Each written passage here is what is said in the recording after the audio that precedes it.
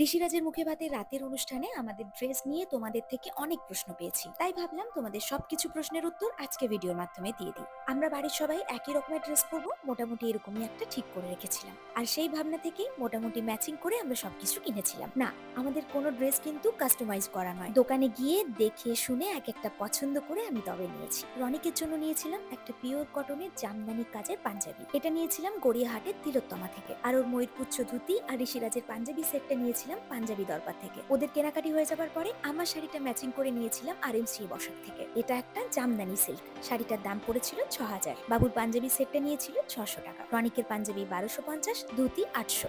আমাদের ম্যাচিং এ বাবার পাঞ্জাবিটাও নিয়েছিলাম তিলোত্তমা থেকে, দাম নিয়েছিল 900 টাকা। আর মামুনির জন্য একটা মেখলা নেওয়া হয়েছিল, কিন্তু শেষ মুহূর্তে ঠিক করা হয় মামুনি আমার সাধের শাড়িটা পরবে। আর মামুনি শাড়িটা ছিল একটা কাতান বেনারসি। আর তোমরাও চাইলে কোনো রকম কাস্টমাইজেশনের খরচায় না গিয়ে সুন্দরভাবে নিজেদের স্পেশাল দিনটার জন্য একটু প্ল্যান করে নিয়ে মনের মতো সেজে উঠতে পারো। আজ চলো এটুকুই, টাটা।